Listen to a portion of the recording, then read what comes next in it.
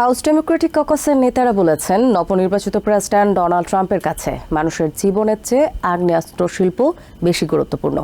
সোমবার এক সংবাদ সম্মেলনে তারা অভিযোগ করেছেন, ট্রাম্প ইতোমধ্যেই ভোটারদের দেয়া প্রতিশ্রুতি ভঙ্গ করার ইঙ্গিত দিয়েছেন। সাধারণ মানুষের কথা না ভেবে ট্রাম্প বিলিয়নিয়ারদের সব ধরনের সুবিধা দেবেন বলেই মনে করছেন তারা। হাউস ডেমোক্রেটিক লিডার পিট আগুলার বলেন, আমেরিকার জনগণ চায় মূল্যস্ফীতির সংকট দূর হোক। তারা কর্পোরেট করের হার কমাতে ট্রাম্পকে ভোট দেয়নি। মঙ্গলবার এক সংবাদ সম্মেলনে তিনি বলেন, নবনির্বাচিত প্রেসিডেন্ট ডোনাল্ড ট্রাম্প এবং হাউস রিপাবলিকানদের কাছে সাধারণ মানুষের উদ্বেগ গুরুত্বপূর্ণ নয়, কারণ তারা বিলিয়নিয়ার দাতাদের স্বার্থকেই বড় করে দেখে। নির্বাচনী প্রচারের সময় জনসাধারণের খরচ কমানোর বিষয়ে ট্রাম্পের দেওয়া প্রতিশ্রুতির কথা মনে করিয়ে দেন আগুলার।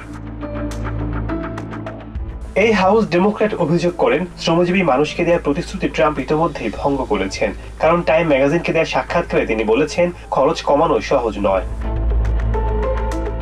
House minority whip Katherine Clark বলেন, আমেরিকা পোস্টাল সার্ভিসকে বেসরকারীকরণের বিষয়ে ট্রাম্পের দেওয়া ঘোষণায় দেশের মানুষ হতবাক। ক্লার্ক অভিযোগ করেন, পোস্টাল সার্ভিস কোন একজন বিলিয়নিয়ারের হাতে তুলে দেওয়ার পরিকল্পনা করেছেন ট্রাম্প। এতে করে পোস্টাল সার্ভিস পরিষেবার খরচ বাড়বে বলে মনে করেন তিনি।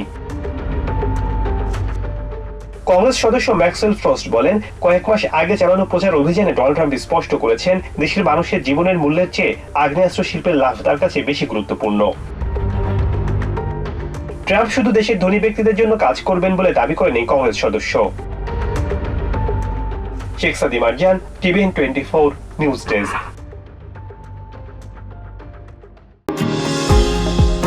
নিউ ইয়র্ক থেকে সম্প্রচারিত টিভিএন 24 টেলিভিশন বিশ্বজুড়ে বাঙালির কণ্ঠস্বর।